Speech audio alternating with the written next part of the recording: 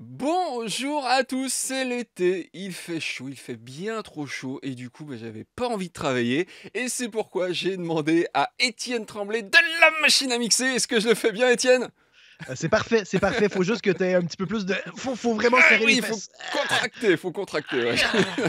Ça fait les abdos d'ailleurs, ça fait les abdos Comment? ça, ça fait les abdos. Ah ben oui, ben oui, ben oui. C'est mon workout de la semaine. Moi, je suis pas très C'est ça. sportif, fait que je veux dire, je me suis trouvé des techniques pour pas trop ramollir, tu sais. On fait ce qu'on peut. On fait ce qu'on peut.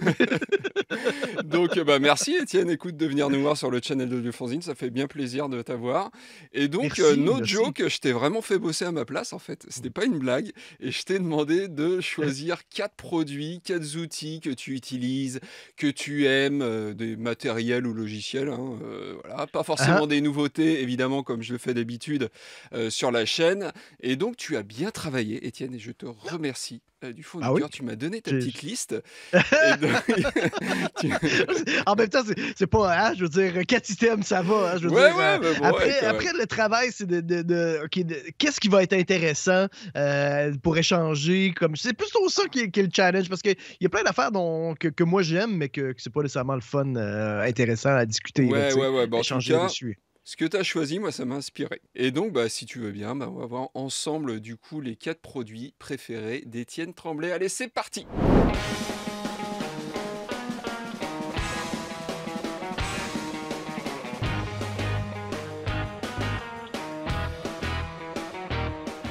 Hop, hop, hop, j'ai oublié de vous dire une petite chose, cette vidéo est sponsorisée par le magasin Thomann, donc on les remercie chaleureusement. Et puis, on continue la vidéo.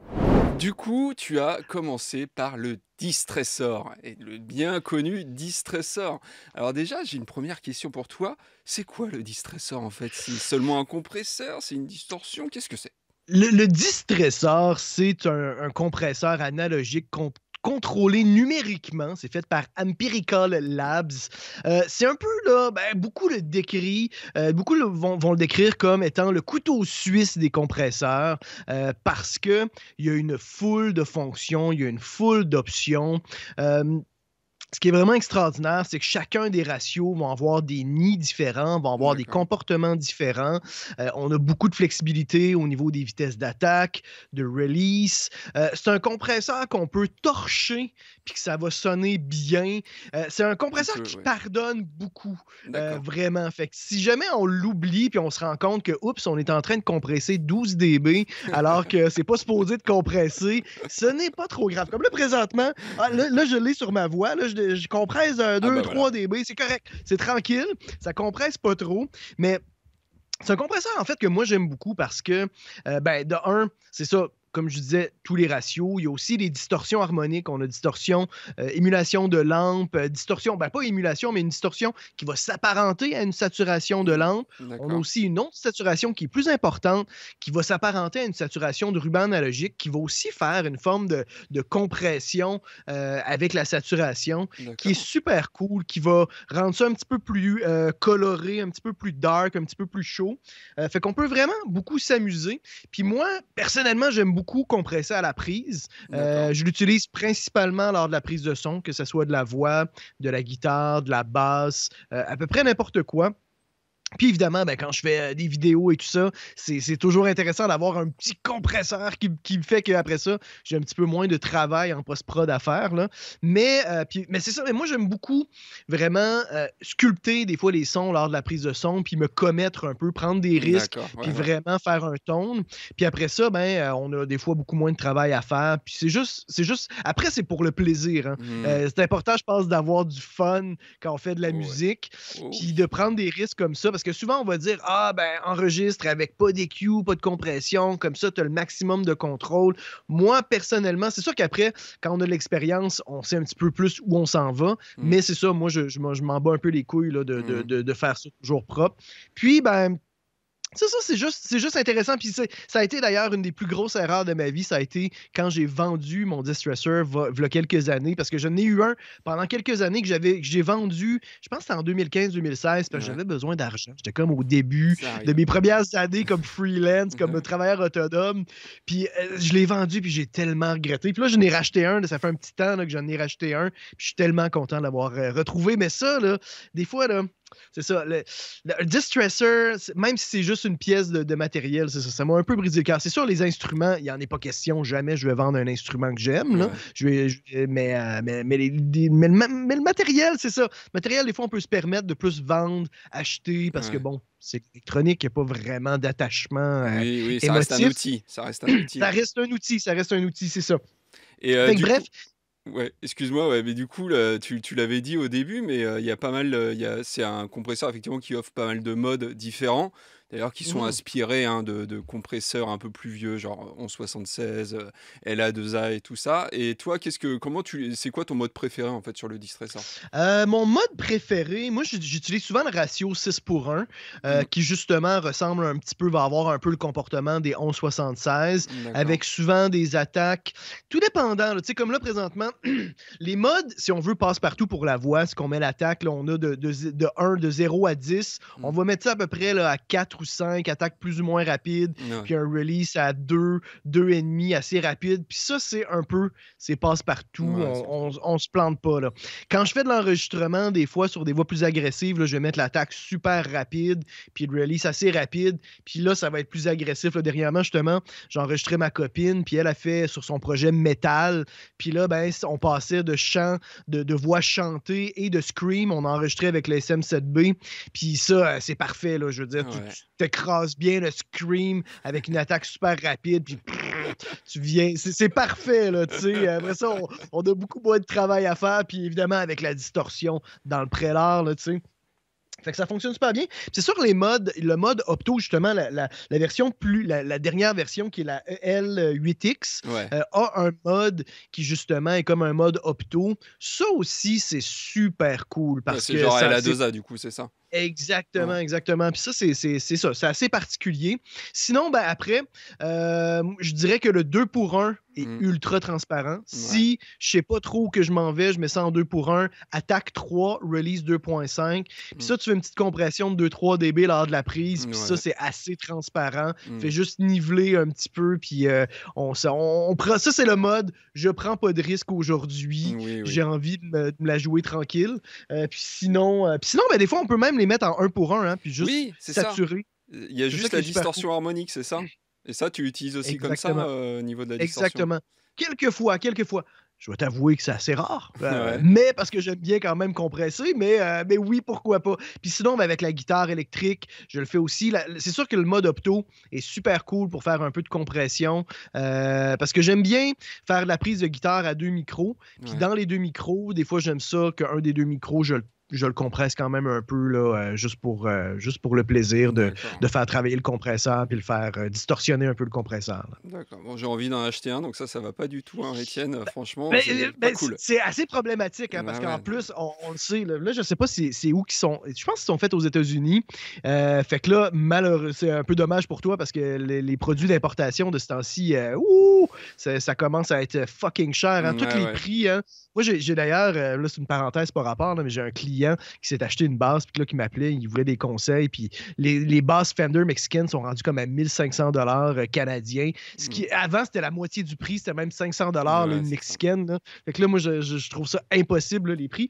Bref, oui, ça fait mal au cul. Fait que c'est pour ça que lorsqu'on achète de quoi, faut pas leur vendre parce que tu sais que quand tu vas le racheter, ça va te coûter 2 fois le prix. Fait que, je sais pas, mets des photos de tes pieds sur Internet puis C'est vends ça. pas ton compresseur. C'est ça, Ouais, c'est le exactement. conseil que je donnerais à toute personne qui débute dans l'audio. Fais-toi un genre de compte, un genre de OnlyFans pour les Ouais. pieds. Puis, non, je déconne. Mais blague à part, si vous avez un premier compresseur à vous acheter, le Distresser, c'est à mon avis la place à aller parce qu'en plus, c'est super éducatif, c'est super Ouais. pédagogique Mm, parce que tu apprends vraiment à entendre mm, l'effet des nids, les différents mm. ratios et tout ça. Bref, Il est quoi? voilà. Je crois qu'en Europe, ouais, c'est 2000 €, je crois, à peu près, Tu vas être dans pour les ceux qui se 2000 demandent. euros Alors, il y a des versions logicielles aussi, parce que toi, tu nous parles de aussi. la version matérielle. T'as essayé ou pas les versions logicielles? Jamais, jamais. Jamais? Puis je trouve ça un peu, je trouve ça dommage. Je me souviens plus si j'ai contacté Parce que je crois qu'il y en Empirical a un, Labs pour leur il y a demander un UAD, c'est plugin. ça, il y a UA qui ont leur version à eux. Mais il y a aussi la Rouser, je crois, d'ailleurs, qui a été testée, je crois, sur Audiofanzine. Donc ouais, D'accord, d'accord. t'as pas essayé toi encore. J'ai jamais eu cette chance-là parce que, ben, de un, moi, j'ai pas les plugins, j'ai pas de carte UAD, j'ai pas de Hmm. plugin UAD. Puis, Bon, bientôt t'auras plus besoin, hein. faudrait que je. Je pense Ah ouais, qu'ils, hein? bah oui, avec Spark, du coup, UA, tu sais, il y a bientôt, je pense qu'ils vont passer tous leurs plugins Ah sans ouais? avoir besoin. Bah oui, oui, ça y est, ils passent en Ah! natif. Ils passent en Colin, natif. va falloir Alors, que je les ouais, contacte ouais, pour ils passent essayer en de me natif. développer un petit partenariat, là. C'est ça, exactement. Bah écoute, tu les appelleras de ma part. Mais, non, mais C'est ça, tu sais, ils ont un exactement. bundle maintenant, un abonnement en fait, mais OK. qui est natif. Et puis, bah, du coup, petit à petit, ils commencent voilà, à transcoder, j'imagine, leur plugin. Donc, j'imagine qu'il va arriver aussi. Mais sinon, je crois que la Rousor, c'est directement Empirical Labs qui le fait. Donc voilà, tu as même un plugin officiel, comme on pourrait dire.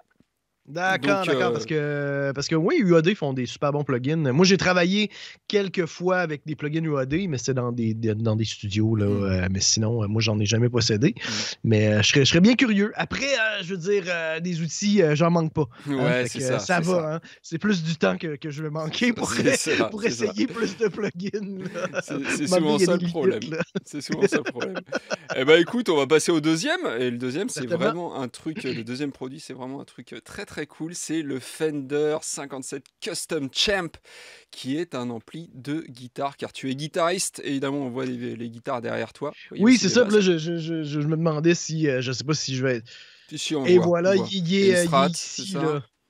Voilà. J'essaie de le pointer, mais là, avec le Ah bah voilà, mirror, oui, il puis est là, il la est là. vidéo, là, on le voit dans le bas, là, le petit champ 57 custom, super ampli, hein, Ouais. qui est justement un ampli qui, lui aussi, d'ailleurs, je regardais le prix, puis quand ça a explosé aussi, hein, un autre produit. En fait, tout ce qui est électronique là, de ce temps-ci, je pense que ça explose un peu. Ouais, Mais c'est un ampli qui est filé à la main. ouais. Quand on l'ouvre, là, la construction est super Mhm, élégante. mhm. C'est d'une grande simplicité et d'une grande qualité. D'accord. Euh, c'est un petit ampli de luxe Ouais, c'est que ça. moi, justement, quand je l'ai essayé en magasin, j'ai adoré le tone. C'est un ampli qui, à la base, se voulait un ampli de pratique. Là, c'est la version, évidemment, reissue. Fait que là, Ouais. c'est la version neuve, Ouais, c'est mais pas un qui est vrai de assez 57 qui doit valoir c'est encore plus cher, j'imagine. c'est ça, un vrai 57. Alors, remarque, tu sais, ça dépend. J'aurais probablement pu en trouver un Ouais, dans des prix relativement comparables à ouais. une version neuve avec les taxes, tu sais. Mais la nouvelle version, j'ai quand même pris le temps d'aller voir sur le web des gens qui faisaient des tests AB entre les Mm, vieilles versions puis les reissues pour voir, OK, c'est où qui se situe la mm. reissue par rapport à The Real Thing. Puis au bout du compte, c'est vraiment très très proche, c'est Ouais. quand même très Oui, bien. bah oui. Puis après, ben, c'est sûr que la différence hein, quand tu as un original, c'est parce que le speaker, ben là, ça fait si, C'est 40 ans, ça. 50 ans que le speaker travaille, ce qui n'est pas toujours une bonne chose. Oui, oui, c'est ça, c'est ça, c'est ça. C'est Dans différent. Est-ce que certains c'est cas, là, mieux? Je sais pas. Effectivement. ça dépend. Mais pour tes C'est ça. guitares, du coup, tu passes tout le temps par un ampli hardware? Ou alors parfois tu utilises des simus aussi? J'utilise des fois quand même des simulations, comme dernièrement justement, sur une prod justement métal, on a commencé par enregistrer avec le DI puis avec, une émulation, je pense que c'est le Gojira de DSP, Neural Neural DSP, DSP, ouais. heu, Mm. qui font des amplis quand même, très, métal, Ouais. tu sais, là excuse-moi, j'ai comme, Vas-y, bah, j'ai changé le recadre-toi, y a pas cadre. de problème. Désolé si je vous donne de la job au montage, là. Puis, c'est ça, on a utilisé premièrement ça pour faire un tone de base parce que c'est sûr que le Champ, c'est quand même mid comme son, limite country. Là, Ouais. c'est super pour le rock et tout ça. J'ai quand même des pédales de distorsion qui sont assez modernes, qui sont Mm. assez crunchy, mais ça reste que c'est pas un 4-12 pouces close back. Mm. Je veux dire, à un moment donné, il ne faut pas se faire d'accroire. Ce Oui. que je trouverais intéressant, par contre, je planifie m'acheter un cabinet, un 12 pouces close back à D'accord. côté pour juste avoir des fois des options différentes Mm. au niveau du haut-parleur, du speaker, pour justement aller chercher Ouais, d'autres ouais. tons. Parce que là, lui, c'est un 8 pouces. Puis un 8 pouces, c'est un peu médium. Mm. C'est ce qui fait sa force. C'est ça, c'est que c'est un avantage. En fait, tu l'as pas acheté juste parce qu'il est petit et pas trop puissant, parce que je crois que c'est un 5 watts, c'est ça, avec un HP de 8 pouces. Oui, Mais j'imagine que exactement. ça a un vrai intérêt après en termes de mix. Oui, parce que vu que c'est un 8 pouces, les toniques, les basses des basses fréquences sont quand même assez élevées. Fait qu'en bas de 100 Hz, il n'y a pas vraiment des grosses notes qui vont être présentes. Ça va être vraiment au-delà de 100 que ça va se passer au niveau de la viande puis des basses. Puis ça fait que la guitare est quand même assez facile à placer. Puis une fois que des fois j'enlève juste un petit peu de 1000 Hz entre 800 puis 1500, des fois on fait juste atténuer un petit peu les mids dans certains contextes où c'est un peu too much. La guitare se place super bien. Puis après, on va en parler tantôt, évidemment, tout dépendant des microphones qu'on utilise. Là, on va parler tantôt justement d'un autre produit qui est un micro. Ne spoil pas. C'est ça, mais là, on a, tout dépendant de ce qu'on utilise pour la prise, c'est monstrueux, c'est étonnant ce qu'on peut retirer comme tone. Puis ça, c'est justement, je trouve que c'est un bel exemple que l'important, c'est comment ça sonne sur le tape, tu sais. Parce qu'il y a des outils comme ça. C'est pas la Parce taille que moi, là, j'ai même un atténuateur là, qui est juste là, sur le côté, qui est un Weber. Fait que même si c'est un 5 watts et qui ne garoche pas tant que ça, très souvent, je l'utilise vraiment pas très fort. J'atténue même le volume de sortie. Puis si on place bien les micros, puis on a un bon placement, puis évidemment des bons effets, une bonne guitare, des bonnes pédales, on peut avoir vraiment il prend bien les pédales? Il prend bien les pédales aussi? Tu utilises quoi comme pédale dessus? Écoute, là, présentement, j'ai un para-EQ de Empress, qui est un EQ paramétrique pour pédale, qui est super bien. Hein. J'utilise souvent le Sweet Honey Overdrive de Mad Professor, qui est super cool. J'ai le MF Delay de Moog, qui est un délai super cool, qui est un genre de Brigade Bucket, avec en plus une option de saturation qui sonne vraiment bien. J'ai un Spring Reverb de Mad Professor aussi, parce que Spring Reverb, c'est toujours bien. Puis après, là...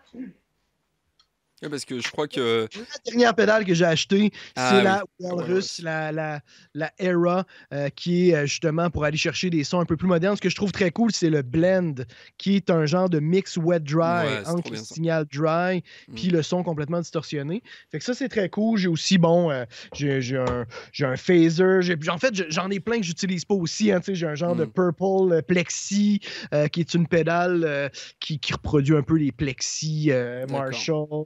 S'il prend bien les pédales, du coup, c'est parce qu'il y a juste un potard de volume pour les gens qui connaissent pas, c'est ça. Hein, juste, c'est ça. Donc c'est d'où les Q, les overdrive et tout ça pour justement. C'est ça. On a un piton de volume puis that's it. Puis après, justement, il y a une courbe d'apprentissage pour savoir à quel point fider du signal ou pas dans l'input, comment gérer le niveau d'entrée et tout ça. Mais oui, c'est ça. Mais oui, il prend très, très bien les pédales, puis on n'a pas le choix d'avoir justement un peu de travail. Justement, c'est pour ça que le para EQ de Empress est vraiment très utile. C'est un EQ, je trouve, qui fonctionne très bien. Il y a aussi un buffer sur cet EQ-là, ce qui permet des fois ça change un peu le ton quand même des pédales. Là, parce que moi, j'avais plein de pédales qui étaient passives, qui n'avaient pas de buffer. Fait que quand je l'ai acheté, ça m'a permis de calibrer un petit peu le tone. C'est important. Et du coup, avant de parler des micros, parce qu'on va parler des micros évidemment, tu utilises toi des simulateurs de HP, genre Two Notes ou Lox du A, ou toi des trucs comme ça justement avec cet ampli là, ou tu fais des émulateurs, tu veux dire de haut-parleurs, de speakers? Non, pas vraiment. Pas vraiment, mais comme je te disais, comme pour revenir justement, j'avais pas terminé avec le Neural DSP, que souvent on enregistre en DI avec le son, puis je fais un tone avec le plugin, mais ça n'empêche pas que après je vais des fois reamper, envoyer ça dans le kit, torcher ça, et je fais un mix entre l'émulation qui est très moderne, puis le son de l'ampli qui va avoir des mids beaucoup plus dans notre face, puis beaucoup plus riche, puis qui va avoir un ton différent, puis là je fais un mix des deux. Et par contre, ça m'est déjà arrivé d'utiliser des distorsions en plugin lors du reamping pour aller chercher des sons super modernes de disto que j'avais pas en ma possession, puis après on reamp, puis on fait un mix. Après c'est ça, je pense que l'important, c'est vraiment juste d'avoir un bon résultat au bout du compte. Parce que moi, les émulations, je trouve ça cool. Je trouve par contre que des fois, ça manque de dynamique au niveau du déplacement dans les basses, de la dynamique dans les basses, dans les low mid. Aussi dans les mid, des fois, ça manque un peu de présence. Fait que de pouvoir avoir les deux, c'est très cool. Là, puis n'importe qui peut faire ça à la maison super facilement. Hein. On n'a pas besoin d'avoir un ampli de luxe filet à la main. Là. On on peut avoir un petit ampli, un petit combo pas trop cher, puis quand même faire un mix, tu sais, émulation, puis ampli, puis aller à ce moment-là chercher un peu le meilleur des deux mondes, surtout en contexte de home studio où des fois, justement, on n'a pas tout le matériel sous la main pour obtenir le tone qu'on recherche. Ben, à ce moment-là, ben, on se débrouille, là, on bidouille un peu, puis on peut vraiment avoir de quoi de très, très bien. Là, ok, bon, bah, c'est cool. Eh ben, écoute, on va passer au troisième produit qui est un micro. Voilà, c'est un micro à ruban de chez Royer. En français, on dit Royer. Les Américains ils disent Royer. Et, ouais, on dit pas mal Royer aussi par chez nous. C'est vrai, bon, écoute, tu avais raison. Donc, c'est le R121, le bien connu. Hein. Qu'est-ce que ça t'apporte du coup d'avoir un micro à ruban comme ça, d'avoir ce micro-là dans ton arsenal?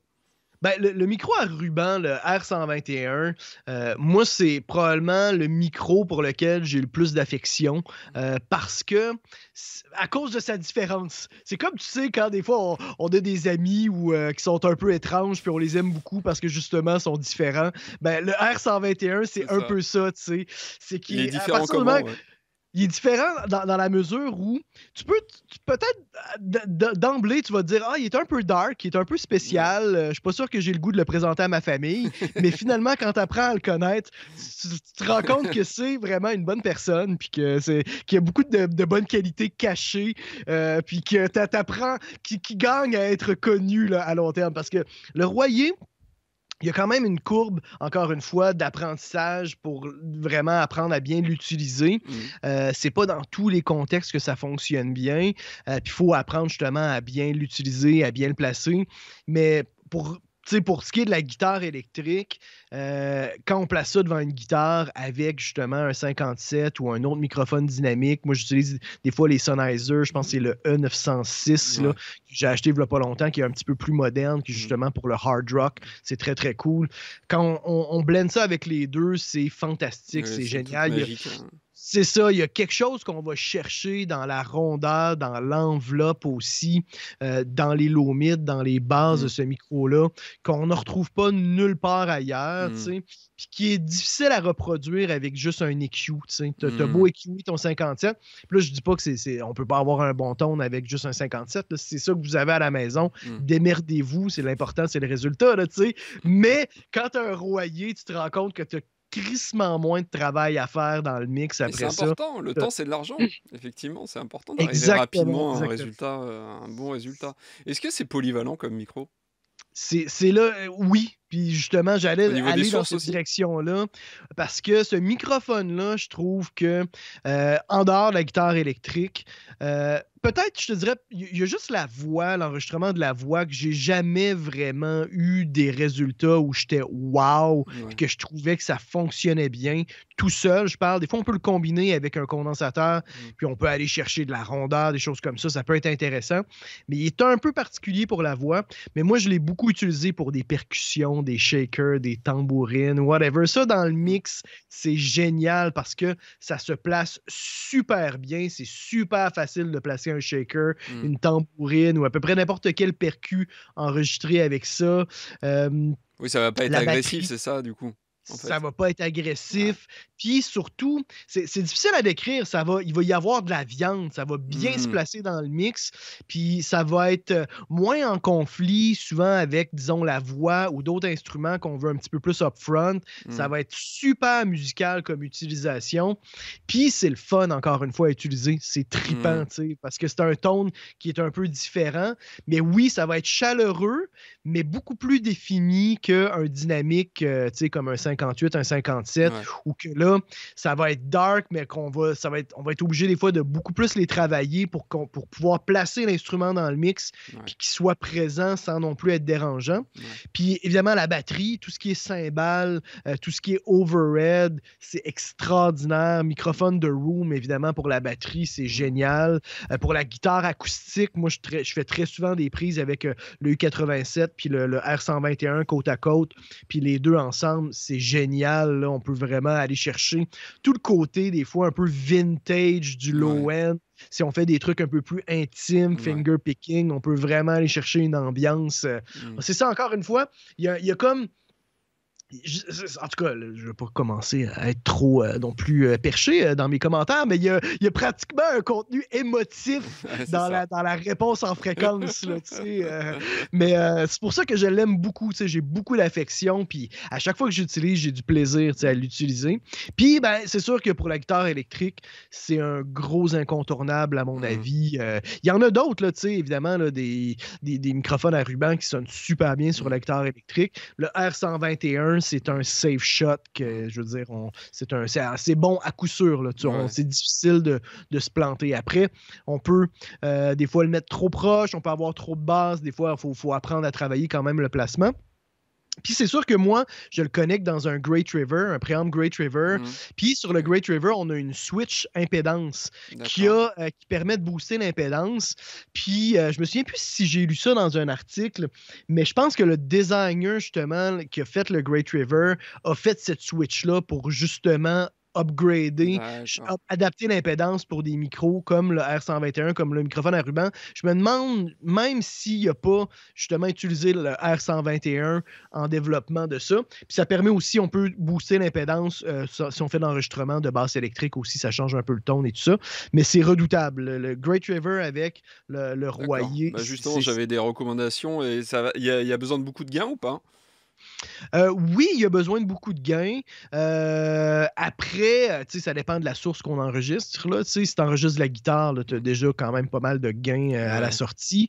Faut juste faire attention avec des microphones comme ça, de ne pas les exposer à du vent. Tu sais, fait que C'est tu ne le mets ça. pas directement devant, disons, le trou de résonance d'un bass drum, là, parce que le microphone va. Ouais. Bah oui, c'est pas un dynamique, quoi. Justement, j'avais posé la question, c'est pas trop fragile quand même le fait que ce soit en C'est ruban? c'est pas trop fragile, il est quand même résistant, il est quand même robuste, là, mais il faut juste faire attention. Après, c'est ça, si on est devant, moi dans le passé, quand j'ai mis ça, j'ai utilisé tellement de fois dans le passé, si tu mets ça sur un 412 qui joue à 110 dB, ben c'est sûr que tu le mets pas collé devant, puis des fois, tu es mieux de le mettre un petit peu en angle. Ouais. C'est suggéré dans le manuel. Tu mets un petit angle, comme Attention. ça fait une petite déflexion de la baffe qui se tape, là, tu sais.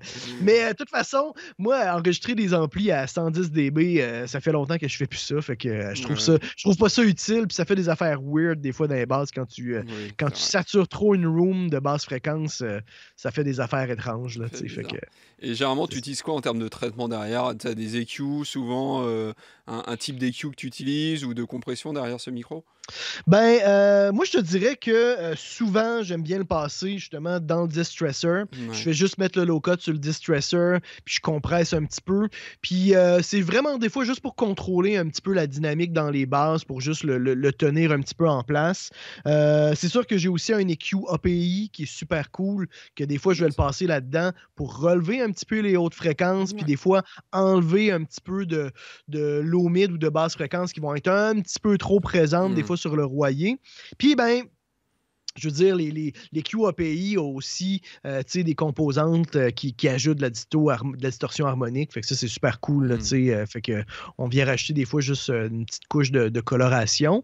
Ça fonctionne bien aussi sur le préamp API, mais vraiment, mon go-to, c'est vraiment Great River, Distresser, puis That's It. Là, OK. Et ça je m'en fonctionne? tiens pas mal à ça. Oui, oui, c'est ça. C'est assez simple, hein? Je veux dire, Ouais, c'est ouais, bah, modeste. on est des gens simples, nous. Oh, je veux dire, c'est tout, c'est comme ça.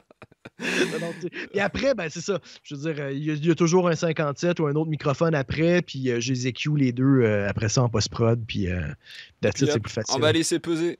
Bon, bah, c'est cool. Voilà, Bah, exact. écoute, on va passer au quatrième et dernier produit de la Oui! vidéo, et c'est un plugin, voilà.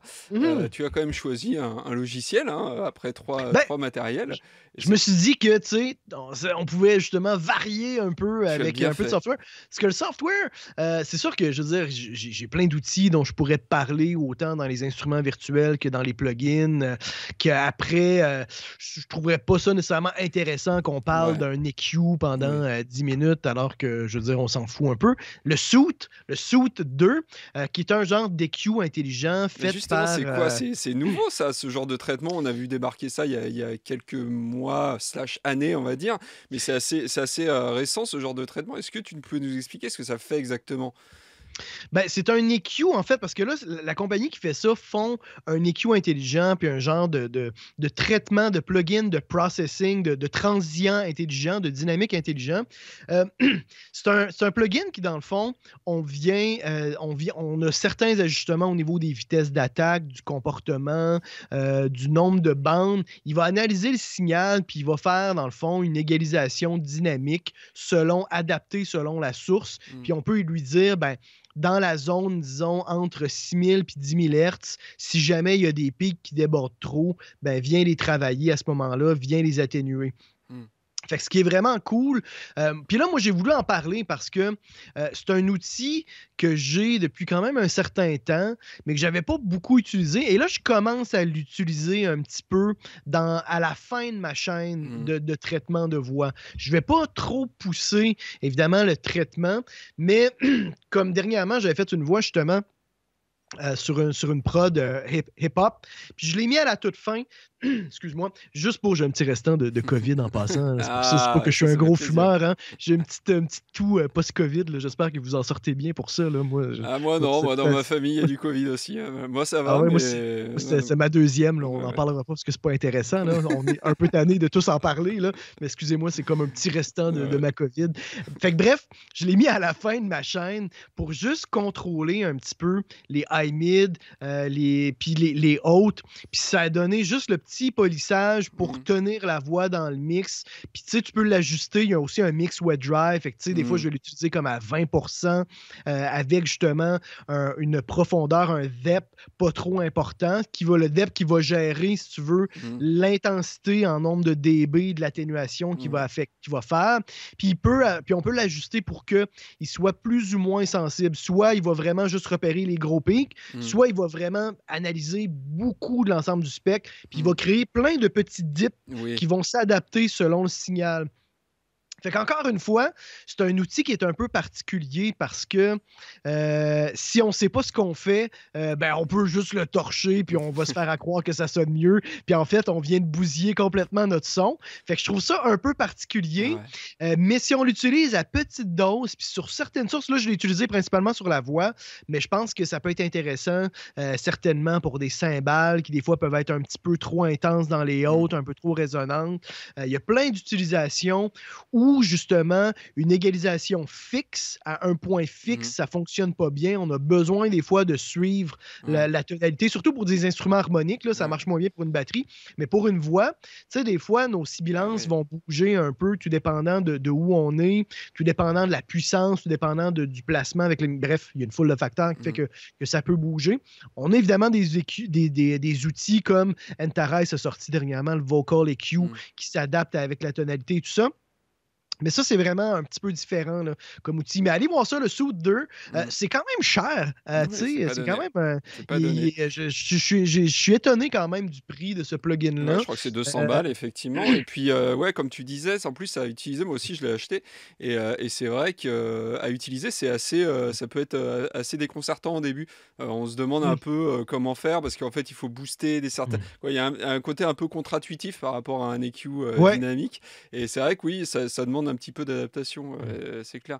Et du coup, moi, j'avais une question sur le côté, justement, de tous ces plugins. Tu l'as dit, ça, c'est un plugin qui utilise un peu de l'intelligence artificielle et tout ça. Il y a toujours un côté un peu boîte noire, tu vois. Tu rentres un truc dedans, tu sais pas trop ce qu'il fait, mais ça sort un petit peu mieux. Et moi, je sais que personnellement, ce genre de truc, ça me fait un peu peur parfois. Parce que justement, tu sais pas exactement ce qu'il fait. Et du coup, est-ce que toi, tu as un red flag à un moment, un truc qui dit, ouais, attention, là, peut-être que j'en mets un peu trop, parce que tu vois, c'est un peu comme le gras, le sucre ou le sel, tu vois, dans la bouffe. C'est, tu dis, ah, c'est bien, j'en mets plein, c'est encore meilleur. Et sauf qu'il y a un moment où c'est dégueulasse. Et là, ce genre de plugin, peut-être il peut y avoir un truc comme ça. Alors, en tout cas, moi, je sais que ça me fait peur. Et toi, est-ce que c'est quoi le red flag, justement, où tu dis, attention, là, je suis en train de faire de la merde? Ben, c'est quand, justement, au niveau de l'interface, on n'a vraiment aucune indication sur ce que le plugin est en train de faire, puis que c'est juste comme plus mieux, plus de goût, plus de... Tu sais, quand on n'a vraiment aucune idée, ça, des fois, c'est comme... c'est un peu touché, je trouve. Le Suit, justement, on sait quand même c'est quoi qu'il fait, tu sais, au niveau de l'interface, on le voit. Fait que, tu sais, c'est pas nécessairement une grosse boîte noire dans la mesure où c'est plus un plugin qui va réagir, s'adapter selon le signal, puis qui va faire un traitement qui est un peu particulier, un peu unique dans son approche, tu sais. C'est comme un genre c'est ça qui va s'adapter. Mais oui, je suis pas un gros fan des plugins One-Knob, là, tu sais, comme Waves en ont une série, là, genre Drive, compression. Je suis pas un gros fan. Après, comme n'importe quoi, si ça le fait, si ça fonctionne, oui, c'est ça. super, tu sais, puis moi, c'est ça, j'en utilise pas beaucoup des plugins qui sont des one-up dans ce genre-là. Lequel que je pourrais utiliser comme ça? Je sais pas, moi, c'est ça, j'utilise des enhancers comme le Inflator, que là, on sait pas trop c'est quoi qu'il fait, mais c'est un genre de travail de enhance, puis de dynamique, puis c'est comme plein d'affaires, mais je veux dire, ça sonne bien, ça fonctionne. C'est juste, faut être prudent, quoi, en fait, faut pas avoir la main trop lourde, quoi. Mais toi, comment tu sais que t'as eu la main trop lourde? Comment tu l'entends en fait? Quand tu te rends compte que tu te bats avec le mix, parce que justement, j'ai eu cette expérience-là dernièrement en commençant à utiliser le suit, que là, j'avais une voix féminine dans un mix avec laquelle j'avais bien de la misère, qui était un peu criarde, un peu agressive. Puis là, j'essayais de trouver toutes les façons pour essayer de la contrôler. Puis là, à un moment donné, j'y allais, je torchais le suit là, pour que ça, comme, calme-toi, si ta gueule, tu sais.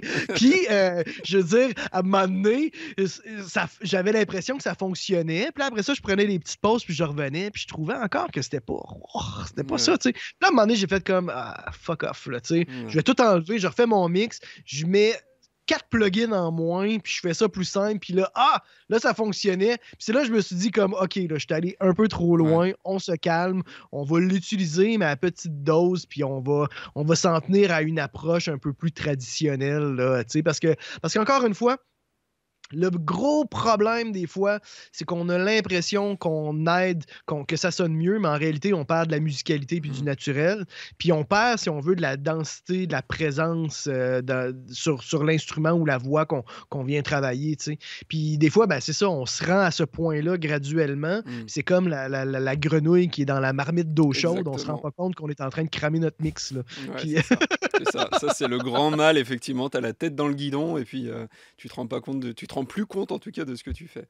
C'est ça. Fait que si vous explorez avec des plugins comme ça, moi je vous dirais allez trop loin parce que des fois c'est bien de faire des erreurs puis de le pousser, mais surtout ayez pas peur de tout enlever puis de recommencer à zéro pour vous rendre compte que justement vous avez passé trop de temps on a passé trop de temps sur à essayer de résoudre des problèmes qui en réalité sont pas si graves que ça. T'as essayé ses concurrents aussi? T'as fait une petite étude de marché? Il y a Gullfoss, Vermont, Sound Theory. Il y a Voxengo aussi, je crois qu'il y en a sorti un. Il y a TB Pro Audio. Moi, j'avais essayé celui de Baby Audio, dont j'oublie le nom. J'avais fait d'ailleurs une vidéo dessus. Ça a été le premier, moi, que j'avais découvert. Puis c'est après que j'ai exploré le suit, qu'on m'en a parlé, justement, dans les commentaires de la vidéo. Genre, t'as essayé lui, là. Et justement, j'étais allé l'essayer, puis j'ai trouvé ça vraiment intéressant. Mais sinon, non, j'en ai pas essayé tant que ça. Dernièrement, justement, Antares m'a envoyé le Vocal EQ, que je trouve super cool, ça, parce que surtout dans les basses fréquences, des fois, quand on a une voix qui a un petit peu trop de basse, je trouve ça cool d'avoir un EQ qui suit la note, la tonique dans les basses de la voix, qui va juste l'atténuer un peu. Comme ça nous permet de pas trop, justement, avoir c'est ça, c'est un petit peu plus responsive, là, ça fonctionne bien. Après, j'ai pas trop non plus exploré. Ce genre de nouveaux outils-là, je les explore, je les mets de côté, je les explore, je les mets de côté. Et ça a changé ta manière de travailler, du coup, par rapport justement aux égaliseurs un peu plus statique, tu vois, le fait d'avoir maintenant des EQ dynamiques qui justement s'adaptent, ou Sous, toi, qui est encore un autre type d'EQ dynamique, ça a changé du coup ton utilisation des EQ statiques? Tu continues quand même de les utiliser, et sur quoi? Pas tellement, dans la mesure où je pense que les techniques qu'on utilise depuis, je sais pas moi, 50 ans sont encore bonnes aujourd'hui. Puis encore une fois, comme on disait plus tôt, il y a un aspect musical aussi qu'à un moment donné, à vouloir trop bien faire, on vient qu'à tuer le naturel naturel, tu sais. Mhm. Fait que c'est là qui est touch. C'est là que rentre l'expérience de savoir quand s'arrêter Ouais. dans les nouvelles technologies puis quand pas trop les pousser. Ça, encore une fois, moi, comme je te dis, c'est un peu une nouvelle exploration, juste des fois pour donner un petit polissage extra. Mhm. C'est un petit peu comme la compression multibande. Tu sais, comme pour les voix, moi, j'utilise la compression standard. Puis ça m'arrive très souvent d'utiliser aussi de la compression multibande, Ouais. mais j'utilise les deux. C'est rare que je vais utiliser que de la Oui. compression multibande, mur à mur. Tu sais. C'est des outils qui sont utiles. Il faut juste bien comprendre quand est-ce que c'est réellement utile, Mhm. puis quand est-ce qu'on fait juste l'utiliser parce que c'est un nouveau plugin qu'on a payé cher, C'est puis ça. on a le goût de l'utiliser. Tu sais, C'est ça. fait qu'il faut juste se garder, faut juste se retenir parce qu'encore une fois, des fois, c'est juste le goût de la nouveauté. Mhm. Mais c'est sûr qu'il y a des outils comme les EQ dynamiques et tout ça. Je veux dire, c'est utile dans la mesure où c'est Bah c'est ouais, des fois des outils qui sont rapides à utiliser. Tu sais, ouais, qu'à puis setuper. chirurgicaux, quoi. Il y a un côté, voilà, où C'est ça ça, juste. c'est ça. C'est chirurgical, puis des fois, tu l'utilises à petite dose dans les Mhm. hautes ou dans les basses sur certains instruments qui débordent, puis that's it, c'est rapide à Mhm. setter, à ajuster, tu le mets, puis tu l'oublies, puis Mhm. that's it, là, tu sais. Fait qu'après, c'est moi, je pense que c'est utile quand ça nous permet d'avancer plus rapidement, puis de Mhm. focusser sur les choses, tu sais, de porter notre attention sur les choses qui sont vraiment importantes, puis qui Mhm. demandent plus de travail dans le mix, là, tu sais, comme des automations de volume, les mouvements, tu sais, le parcours du début jusqu'à la fin, que ça soit cohérent, c'est ça qui prend un petit peu plus de temps, là, souvent dans un mix. Là. Ok, ok. Bon, bah super. Eh ben écoute, bah, merci beaucoup, Étienne. C'était bien cool, en tout cas, de t'avoir sur le channel de Fanzine. Abonnez-vous, évidemment, à La Machine à Mixer, le Yes! Un gros channel. merci. Ben Ouais, oui, bien sûr. Abonnez-vous, hein, parce qu'il y ab- a des vidéos, il y en a chaque semaine. Puis après, si, je veux dire, vous avez plus de 300 vidéos à visionner, hein, fait que vous bah avez le temps ouais, de vous tanner, de me regarder aussi. Fait que, exactement. Donc voilà, bah nous en tout cas, bah, abonnez-vous aussi au channel de Fanzine, hein, mettez des pouces en l'air partout. Et puis bah moi je vais revenir pour des matinales, parce que voilà, je vais revenir faire des matinales classiques. Et puis je vais avoir d'autres invités, vous allez voir, pendant tout l'été. Voilà, on profite aussi que bah, pendant l'été, les constructeurs, les développeurs, ils sortent un peu moins de choses. Voilà, pour voir des personnes intéressantes comme toi, Étienne, merci. Et puis un gros merci, qui Grégoire. peut du coup bah, nous parler plein de choses super cool. Eh bah écoute, je te remercie Étienne et puis à très bientôt. Ciao. Ciao, ciao.